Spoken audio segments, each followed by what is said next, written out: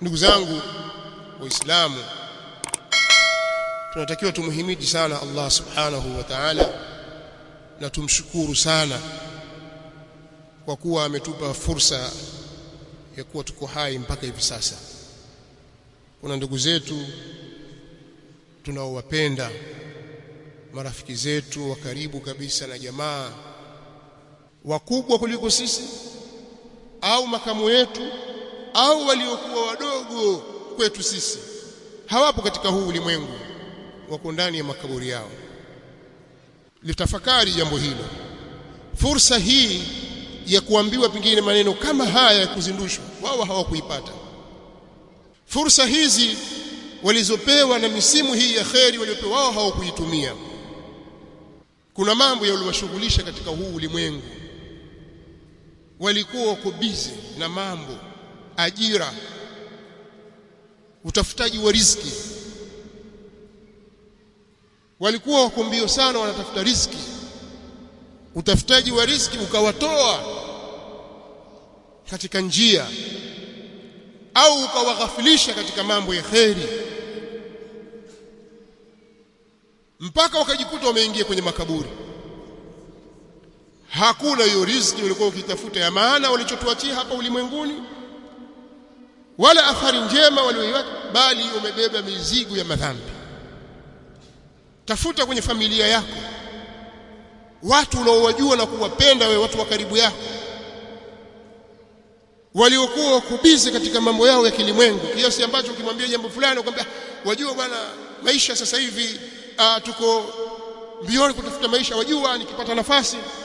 Watafute wale watu, uangalie wameacha nini hapa ulimwenguni, hicho cha maana ambacho ulikuwa wao ukikimbilia, ni kipi cha maana walichokiacha, na hivi sasa wako ndani ya makaburi wamelala. Ukijitafuta namna hiyo utajipata vizuri sana. Alhaakumut takathur hatta zurtumul maqabir. Allah subhanahu wa ta'ala anawatahariza wanadamu na kuwaambia haya iko siku zote. Alhaakumut takathur, kumewashughulisha na kuwapumbaza nyinyi wingi wa kutafuta mali. Huu wingi wa kutafuta mali huu umewapumbaza nyinyi, umewashughulisha nyinyi, hatta zurtumul maqabir, mpaka mkayaingia makaburi, mkayazuru makaburi, mkawa ni ashabil qubur. Mbio nyingi kweli kweli, uwai ukiambiwa kaa hapa usome, wajua nitakuja baadaye mimi, mbio kabisa, una haraka wewe. Lakini ujue mbele yako kuna kaburi, ukijikwaa tu hapo waingia kwenye shimo hilo, na si bure. Hapo watu hawendi kupumzika tu kwamba mwache akalale salama. Hapo ni a'mal. Madha qaddamta li nafsik, umetanguliza nini kuitangulizia nafsi yako hapo? Fursa umepewa ndio hii kwenda mbio namna hii. Sasa kwa nini sisi hatui ile mazingatio kwa watu wetu? Kwa nini tunakata tamaa? Na sisi tushaondolewa mlango huo, tusikate tamaa.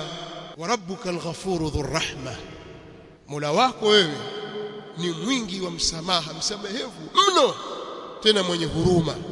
Ashaondoa pazi yenu, usikate tamaa, rudi kwake, atakusamehe ikiwa njia hiyo ishafunguliwa kwako. Ukiteleza, rudi kwake.